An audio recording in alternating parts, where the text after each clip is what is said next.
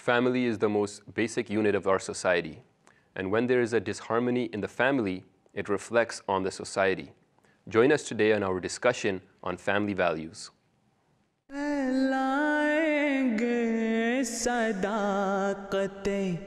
इस्लाम कुछ भी हो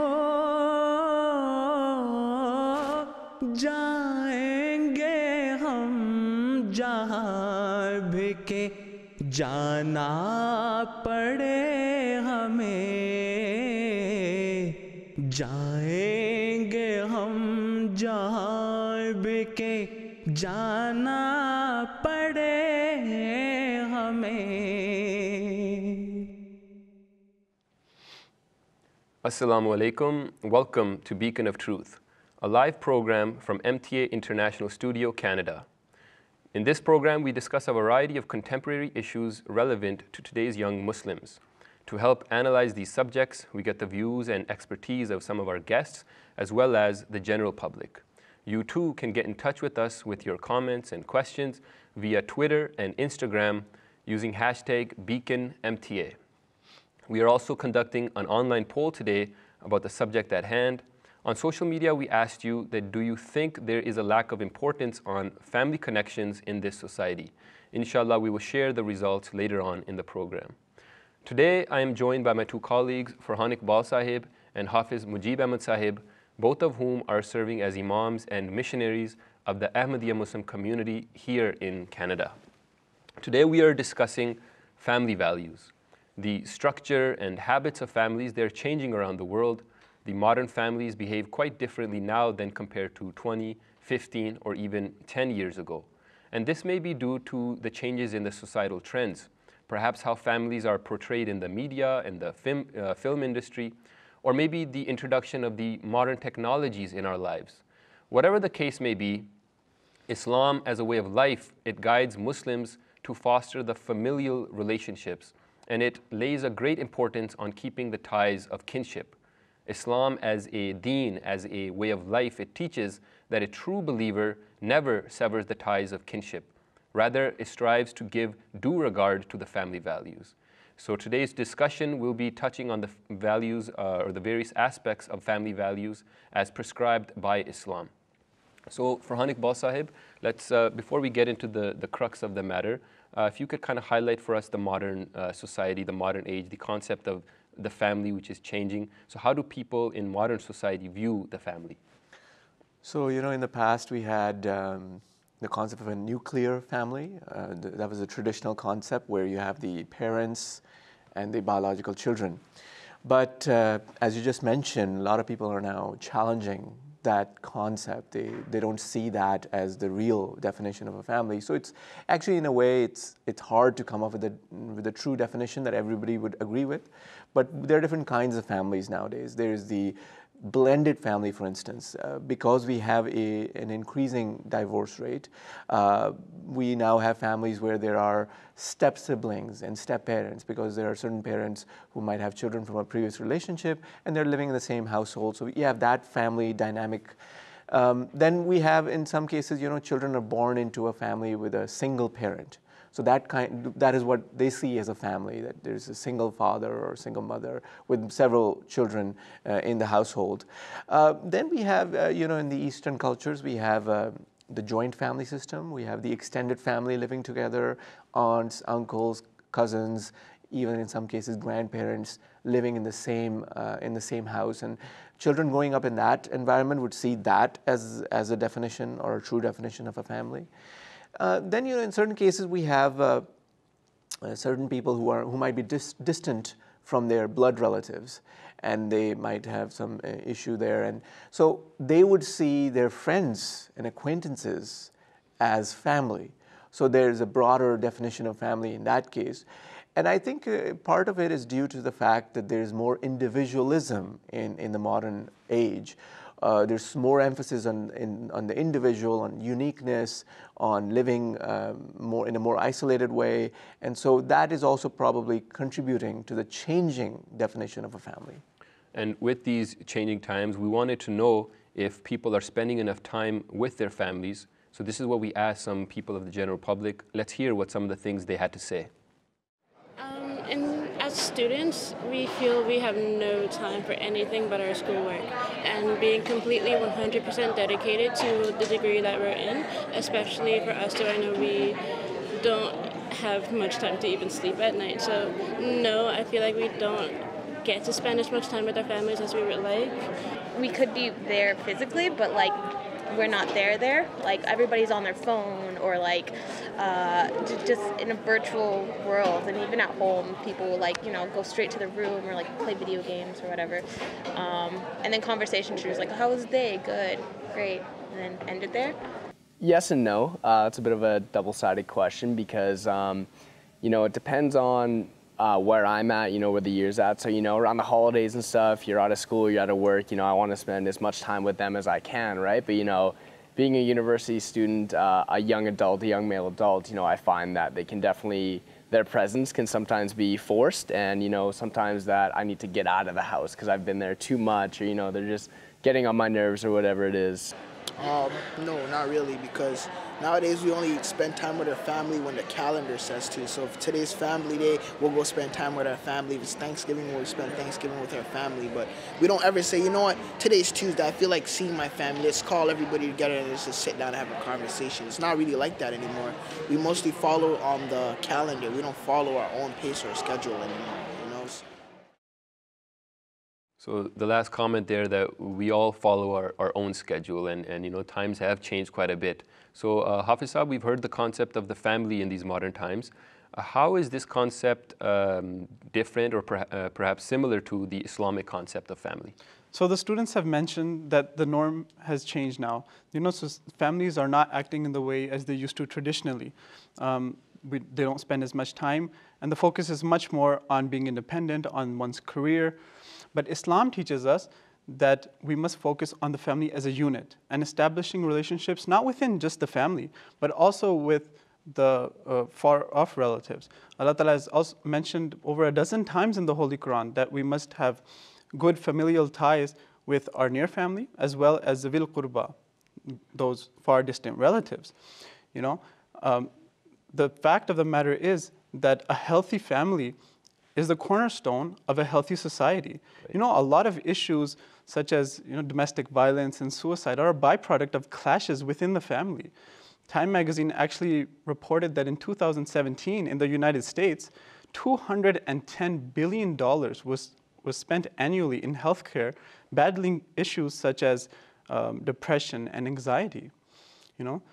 When we look at the life of the Holy Prophet ﷺ, he told us how we can keep our family ties proper, how we can stay connected, and in this way, how we can establish a better family that can contribute better to society. The Holy Prophet ﷺ was never shy to help in the kitchen. He was never ashamed to do any kind of house chore. In fact, when Hazrat Aisha radhiyallahu anha was asked about the conduct of the Holy Prophet ﷺ in relation to the house, she responded by saying, Kana yakunu fi mihnati ahlihi, that he would remain in the service of his family. And when it was time for prayers, he would go for prayers.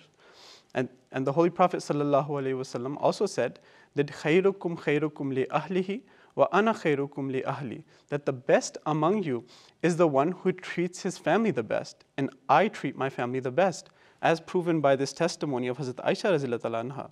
And not just Hazrat Aisha, even the other wives of the Holy Prophet ﷺ, they all are proof how he maintained and conducted all his various households in the perfect balance, and how he kept that unity amongst all of them. And when we look at the life of Hazur, may Allah be his helper, we find the same exact conduct as the Holy Prophet ﷺ. There was an article published by the respected wife of Hazur in Review of Religions, and those of the viewers who want to go check that article out, they can. It's a very useful article. It's entitled Hazur, an Exemplary Husband, and it's on the Review of Religions website. And in that article, she mentions how Hazur, before his Khilafat, when he was living in Ghana, he would not have, any kind of priorities of his own. He would never say that this is my schedule, this is how we need to do things today, this is the food that should be cooked today or on that day. He would always leave it up to his wife or the children. Every single day she mentions that after Fajr, no matter how busy Hazur was, he would himself go out and get large tanks of water for use in the house. He would never leave it to someone else or his wife.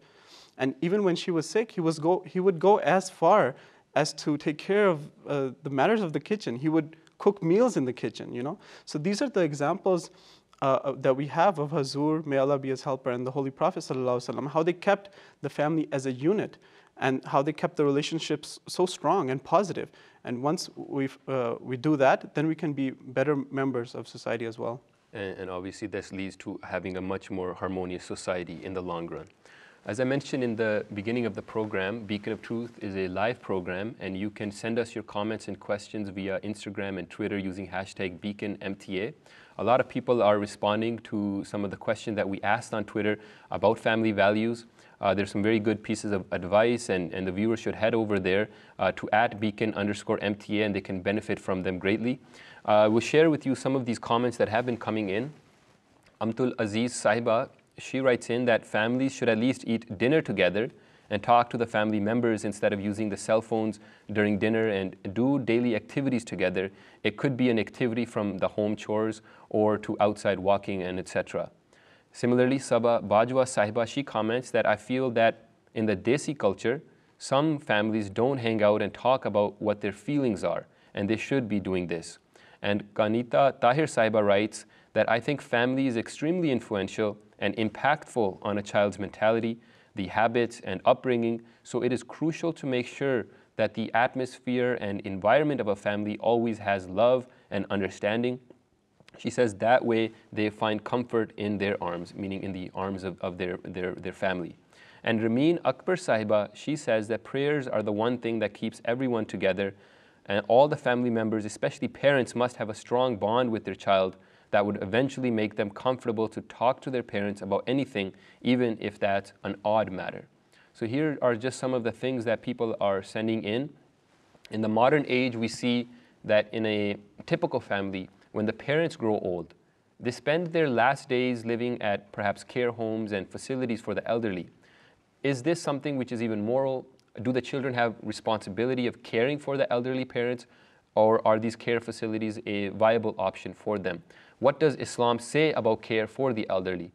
Before we discuss some of these questions and more, let's take a look at what people in the general public had to say on this issue.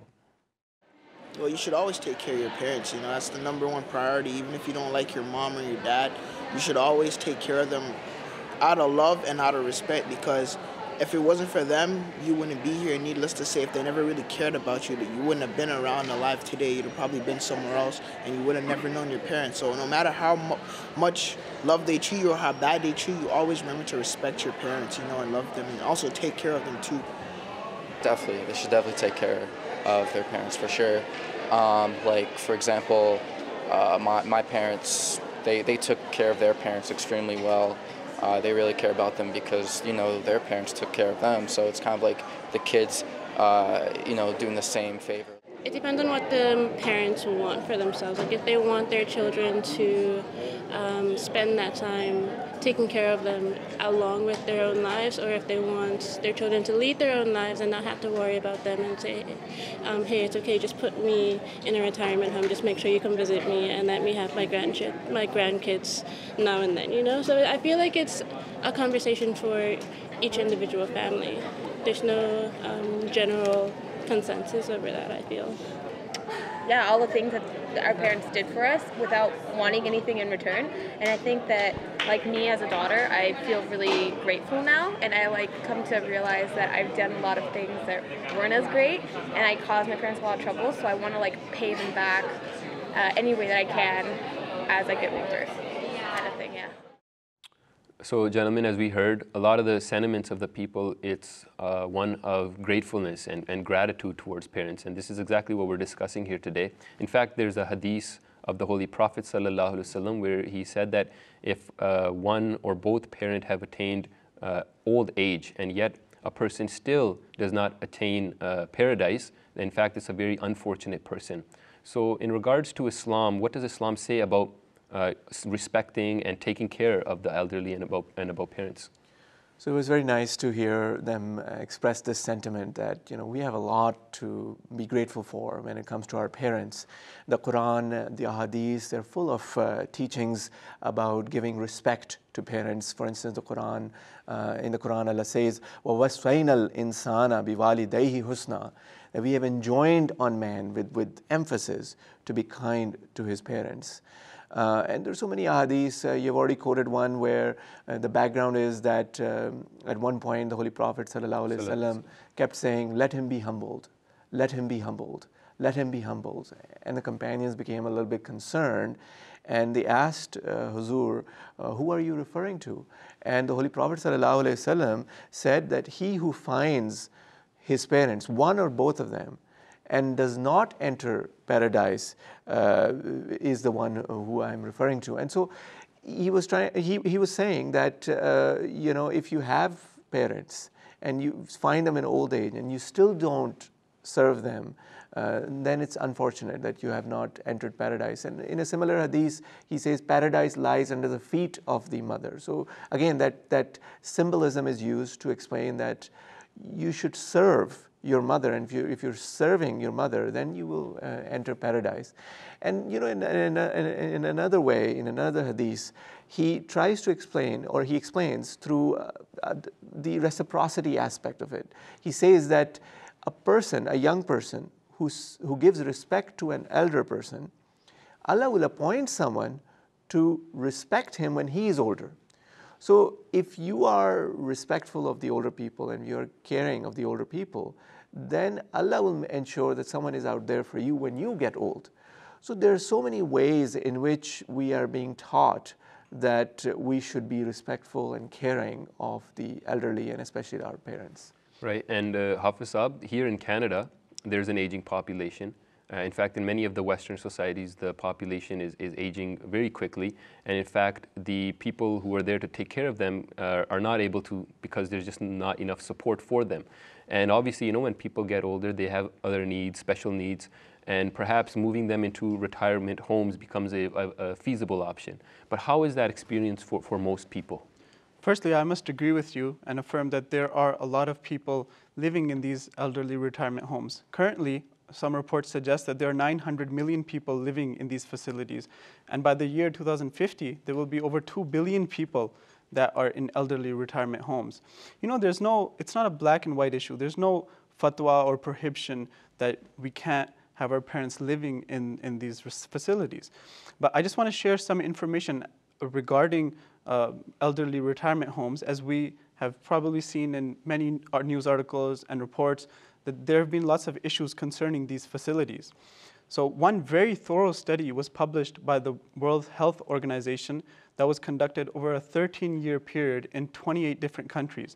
And they concluded that 64% of the residents living in those elderly retirement homes received some form of abuse. What kind of abuse? Financial abuse, psychological, physical, just generally neglect in care. Sometimes their clothes weren't changed for hours. Sometimes, actually, even their clothes weren't changed for days. They weren't allowed to use the washroom for a very lengthy period of time. Very inhumane things.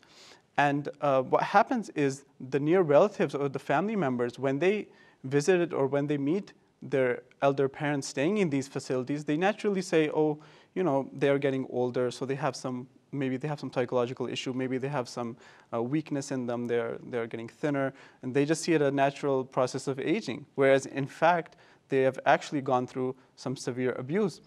And the experts of this study, doctors, they concluded that 80 to 90% of the people that had received some kind of abuse, they did not reach the full potential of their lives. Their lives were actually shortened simply because of this abuse. So these are staggering numbers that we must take into consideration. According to the teaching of Islam as presented by Farhan Saab, we must keep in mind the great respect and the great way that we should treat our parents in the latter part of their life. And we must ensure that we make such accommodations with them that they live a comfortable and happy part of their life. Jazakallah. Now, every interaction and relationship obviously is very different. How we behave with our parents, for example, is very different to how we behave with our siblings and our spouses. A very beautiful aspect of Islam is that it gives guidance with regards to keeping good relations with all of these, and breaking these relationships is seen as a great vice. Unfortunately, we see that as we grow older, we do grow apart as well. But is this what Islam wishes for us? How can we keep the bonds of family strong? And as we start new lives after marriage, what does Islam prescribe for spouses? These are just some of the things that we still need to discuss. But before getting into this, let's hear what some people told us about their understanding on family and extended family relationships. When I was younger, I definitely spent more time with my cousins, and as we got older, they started, forming families and doing their own thing, and I've gone a separate way. So definitely in family gatherings, it's a lot of catch up, but it's not as close as it used to be. Like, you would share like, oh, let's go play outside or do something. So it's not like the strongest, but I wouldn't say that it's the weakest either. I'm very lucky to be able to see pretty much any of my family, whether it's my dad's side or my mom's side, multiple times a year. Everyone's there, everyone shows up for big events like Christmas and Thanksgiving, so I consider myself very lucky. As we grow up, our relationships with our family members change and they mature, so we don't spend as much time with our extended family as we might, or at least that's been the case with me. And it might speak to my culture, but I feel that my relationship with my extended family is pretty good. I would like to see them more and get to know them more, because I feel that at the end of the day I probably have a really big family and I don't even know everybody's names, and that kind of does make me feel a little bit guilty. So I would like to get to know them better. But as far as like the immediate like first cousins, like my parents' brothers and sisters, I feel like those relationships are fairly strong, and I know I can count on those people whenever I need to. Well, it goes both ways, because people's families are not everybody knows their whole family. You know what I'm saying? You may know all the people on your mom's side of the family, but not everybody on your dad's side. Do you get what I'm saying? And it's all based on the parents too. I prefer that, and I feel that everybody should know every part of their family. If you get what I'm saying, they should know that both their mom and dad's side. But it's not like that, because some families don't like each other. So you're the one stuck in the middle. If you really want to get to know them, you would have to take that opportunity to go out there and get to know them yourselves, right? So to have a good relationship with our parents and with our children, obviously we need to have a good communication with them, and obviously that requires learning the language as well.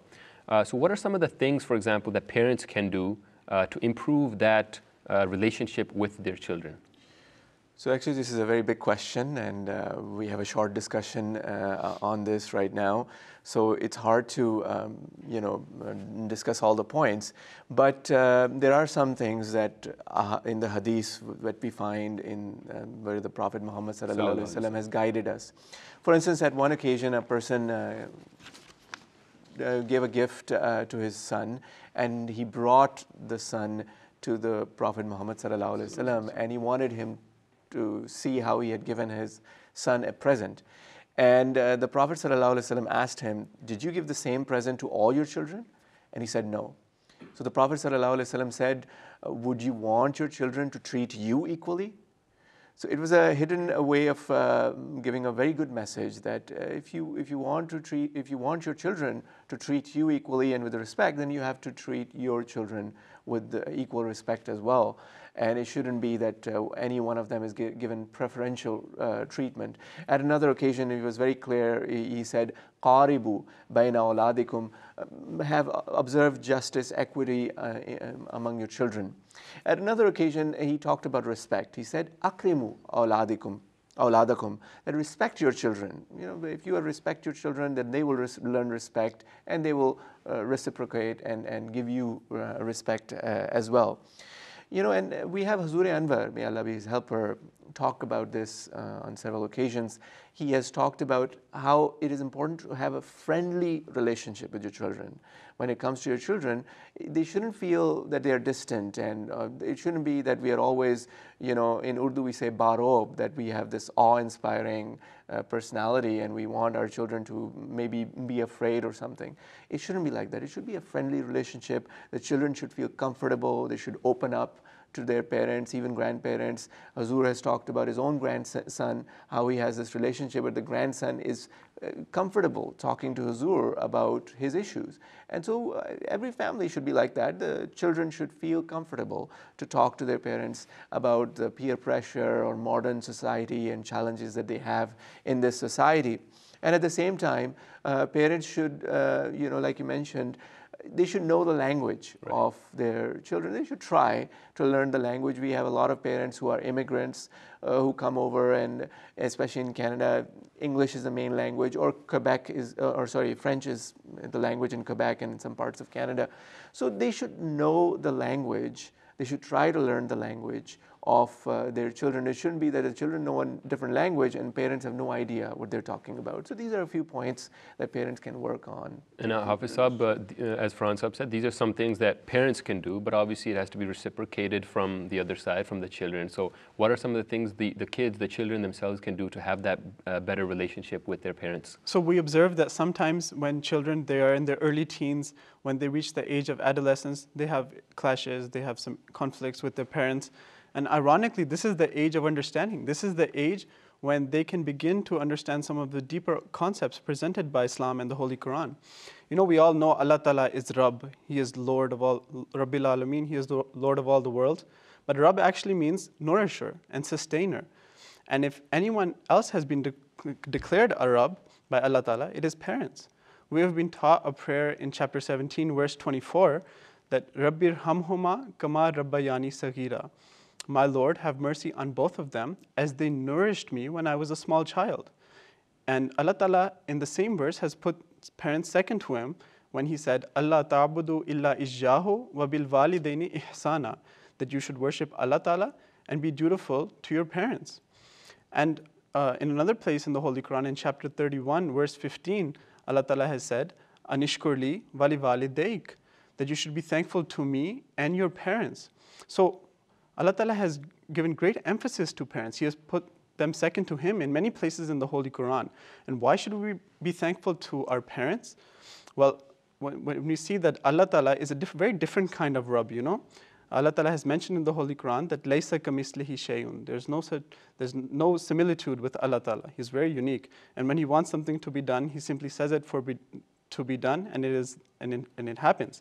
But for parents, they have to sustain us. They have to, work so hard. They have to make so many sacrifices in the upbringing of their children. It's not easy for them to be Rabbs or to be a Rabb. It's not easy for them, and they have to work very hard. And in this age, when children are in their teenage years, they can understand these concepts, and they can then begin to appreciate what Allah Ta'ala is telling them. In one of the verses of the Holy Quran, in chapter 46, verse 16, Allah Ta'ala has mentioned that the mother, she bears the child with a lot of pain and suffering, and this is the reason why you should be dutiful to her. You should, be thankful to her. So both parents, they make sacrifices in various scenarios. A lot of, to varying degrees, they make a lot of sacrifices. Sometimes they make financial sacrifices. In households we have seen parents, they allow the cooking schedule to be according to children. Sometimes they move cities or provinces, even countries, just for the education of their children. So when children realize all these things, when children ponder over these issues, they will naturally respect their parents. And in this age, they will realize that their parents have done so much for them. But even from a small age, the Holy Prophet ﷺ has instructed us that it is the right of a male child that his father should teach him the book of Allah Ta'ala, horseback riding, and swimming. These are just some of the extracurricular activities that the Holy Prophet ﷺ has mentioned. So in this time, parents should be spending, this hadith indicates that parents should be spending a lot of time with children, doing, lots of activities such as skiing, cycling, spending a lot of time with their children, and in this way they will be able to develop better relationships with them. Jazakallah. Now we have one comment that has come in, and it's going to lead us to our next part of the discussion. This comes from Mubaraka Zia Sahiba. She comments that family time is really important. And she says that in this society, children must have strong bond and connection with parents and family members, sharing thoughts, doing chores, going on fun family picnics, and solving problems together is very important. So this is the second time that a lady has commented, and she's mentioned chores while talking about family values. Right, so there's a lot of emphasis that men should be contributing to and helping with the household. And so, Franz, this leads me to the question that what about the husband and wife relationship? How can that relationship be improved? Well, on a serious note, the Holy Prophet Muhammad sallallahu alaihi wasallam, as Hafiz Sahab pointed out earlier, also did chores at home. So, you know, as the model is there for the model is there for us that he was the best in his relationship. As Hafiz Sahab again quoted, "Khairukum khairukum li ahlihi wa ana khairukum li ahli." The Prophet ﷺ says that the best among you, and it's a very bold statement to say that the best among you is the one who is best in treatment of his family, and I am the best in treatment of my family. And so the Prophet is there as a role model. You know, of course, husband and wife is a relationship where there is disagreement. There is, you know, sometimes they don't see eye to eye on certain things. We have the Prophet ﷺ also in his relationship with his wives, where there were times when there would be disagreement, but there was never fighting or there was never heartfelt anger or something like that. They worked around those issues, and they would persevere, and they would be very patient. You know, at one point, the Prophet ﷺ said that even if you put a morsel of food in your wife's mouth, there's a reward for that. So indicating that even small things, small acts of goodness can go a long way in improving your relationship. The Quran says very clearly, "Ashiruhunna bil ma'ruf." Consort with them with kindness. You know, kindness is a very important aspect of this relationship. You know, during the time of the promised Messiah alayhi salam, there was an occasion when it was reported to him that one person has been very harsh with his wife. And the promised Messiah alayhi salam became very concerned. And he said, our brothers, members of our Jamaat, should not behave like this. And then he gave a long speech talking about the rights of the wife and how the husband should treat her very, very kindly. And then he gives his own example. And I quote, he says that my situation is such that once I raised my voice with my wife, and I felt that that raised voice had heartfelt pain, and I had not said anything particularly hurtful. But after that, so see what happens after that. He said, after that, I kept on seeking forgiveness, doing istighfar for a long time. And I offered nawafil with humility. And I gave some sadaqah, as I believed that this strong tone with my wife may be the result of some hidden weakness. So even raising the voice, he was willing to go that distance to seek forgiveness and to offer nawafil, to give some sadaqah, because he was concerned that this is something that I did because of some weakness. So we can imagine how much this is the promised Messiah Islam with a very high status in the eyes of Allah, how much other husbands and wives should be careful when it comes to treating their spouses kindly. And you know, obviously, in this relationship, there are always ups and downs. But as the Holy Quran says, you should look for the goodness in the next person. In this way, focus on the good attributes, the good qualities, and this will make the harmony in the family. Now, Hafiz Sahab, we've discussed the parent relationship, the child relationship, the spousal relationship. But in the family, one relationship which we are yet to discuss is the sibling one. So, what is something that siblings can do to improve that relationship? So we see. Sometimes when children are smaller, they get jealous of one another. And you know, the responsibility here lies on the parents. And they have to ensure that, as there was a hadith quoted by Farhan Sahab earlier, that the Holy Prophet ﷺ has instructed us, the children should all be treated equally. In Islam, there's no room for preferring a child based on gender or any quality or any reason, you know. They all have to be treated equally. Once that happens, then smaller children, they won't have any such issues. But we see even when children are growing up, when they become adults, sometimes when they are married, they have grudges, they have some issues. And sometimes, unfortunately, those issues last for months or even years. But the Holy Prophet ﷺ has guided us that a believer does not remain angry with another believer for more than 3 days. And we read in the Holy Quran in chapter 4, verse 129, that وَالصُّلْحُ خَيْرٌ, that reconciliation is best. So Islam is telling us, let go of the grudge, let go of the anger, You should be hasty in in severing ties. You should, actually developing, getting rid of that grudge, right? Reconciling with one another.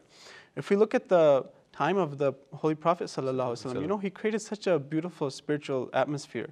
And those people the companions that had migrated from Mecca to Medina, he established a brotherhood between the two living in Medina and the ones that had migrated from Mecca. And I'll just present one brief incident.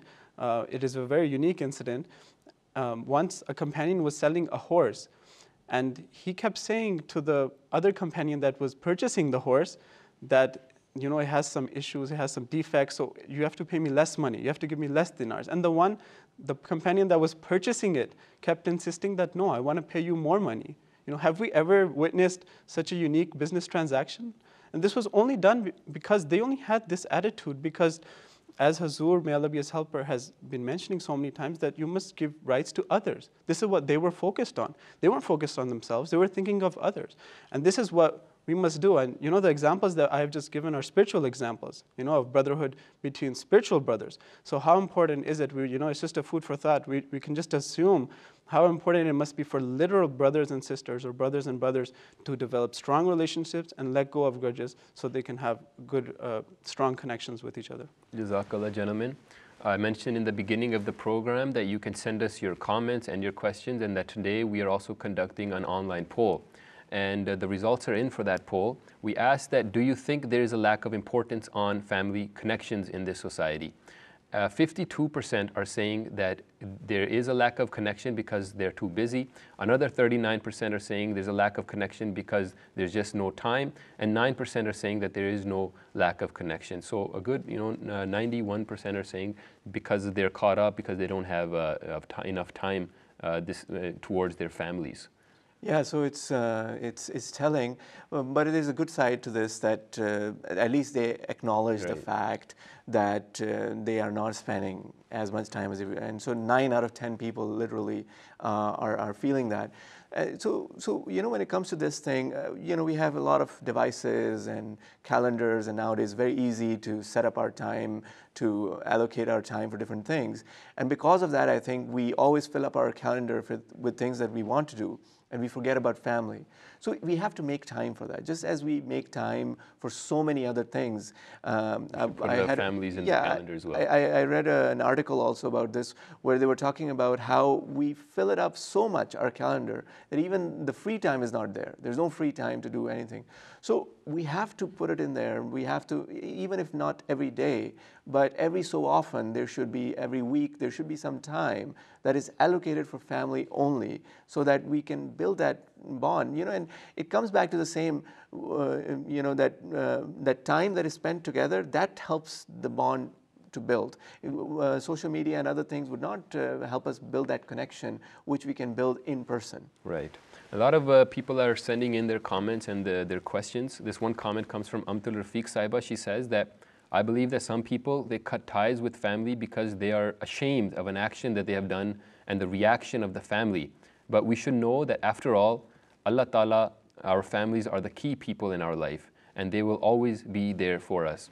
This one question is from F. Farouk Sahiba. She asked that, what about people who end these relationships because they have become toxic? So how does our faith address that? There are times when a relationship can become toxic. And so Islam acknowledges the fact that there are times when a relationship would not work. And especially we have the example in the husband-wife relationship. There is that time when it may not work out, and Islam allows divorce, right? Because the relationship is not working out, and divorce is allowed. But it's one of the worst things when it comes to the legal allowable things. It's considered as the worst. But it's an exceptional situation. So in an exceptional situation, we can have other relationships that have become toxic. So there are a number of things we can do. Hafiz Saab was talking about how there are times when we can just apologize and try to reconcile. There are times when that reconciliation can work. There are times when it's maybe better to create some distance in that relationship, but still maintain the relationship. There are times when you can put a pause on it. But again, we're talking about those exceptional situations where we need to do, it's a case-by-case scenario. But in the general sense, we should always strive to improve our bonds with our families. And in the general circumstances, the hadith of the Holy Prophet ﷺ is also there that a Muslim should not be upset or angry with another Muslim brother for more than 3 days. I think this is very important. Right. Another comment, this is from Ghazala Abbasi Sahiba. She says that as Hazur Anwar Aidullah Ta'ala bin Asl Aziz, he has stated that a family should watch MTA together because it greatly benefits the home environment, and that's just one of many things that they can be done together. This question from Sabiha Ashraf Sahiba, she asked that what should be done when a child is given more preference to friends and outsiders and feels comfortable with them instead of their own family? So first of all, there's no competition, Both of these relationships can exist, can coincide side by side.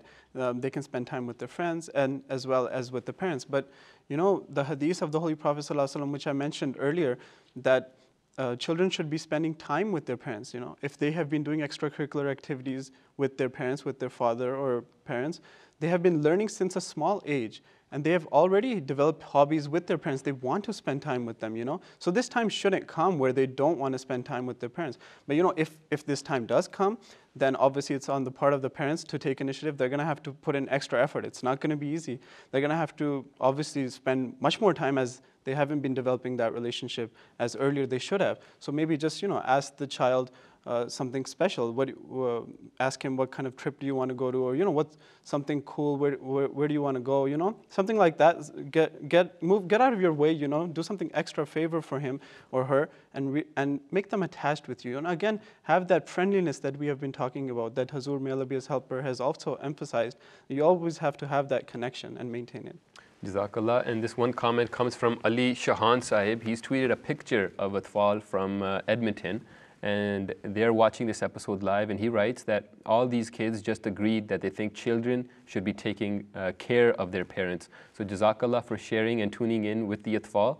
We have one question from Basma Ashraf Sahiba. She asked that what can you do if you have realized that you aren't spending time with your family, but everyone has a different busy schedule and isn't always at home? So we've touched on it in the last 30 seconds. Yeah, we talked about it that, you have to allocate that time. And even if you feel that you have grown distant from your close relatives, you can work on it. You can call them up. You can set up some time to meet with them, have dinner with them. Or, it's your family. You would know the circumstances where you can just go back and try to talk to them and build that bond and become a good listener at the end of the day and help them out in any way that you can. And we'll take one last comment. This from Uzma Noreen Saiba. She says that to improve a spousal relationship, the couple should at first start by assessing the situation to see how the other partner is feeling. She says that by knowing how your partner is feeling and reacting accordingly is the way to a successful relationship, and in every relationship, compromises have to be made for any relationship. Jazakallah for tuning in, Jazakallah for sending us your questions. As we've learned today, the family is the most basic unit of our society, and the societal peace stems from the maintenance of this family unit. And naturally, the structure, the habits of families, they are changing around the world and will continue to change. But what remains a constant reminder for us Muslims are the eternal teachings of Islam. We've learned about how much emphasis is given to ties of kinship. We've learned that instead of demanding our own rights, our worry should be about giving the due rights to others. Each one of us is responsible in maintaining these very vital relationships. As we move on in life, the things change, the times change, the people change. But this should not compel us to break our ties of relationships. Islam desires for us to have harmony and balance in our lives, all the while keeping strong relationship with our families, keeping together in times of happiness as well as in times of sorrow. Jazakallah Farhan Saab, Jazakallah Hafiz Saab for joining our discussion today. Very insightful discussion. Thank you for tuning in and joining our discussion. Please do send us your feedback and comments at our Twitter handle, which is @beacon_MTA, or you can email us at beacon@mta.tv. Join us again, same time next week at 1900 GMT on Beacon of Truth. Assalamu alaikum. Peace be upon you all.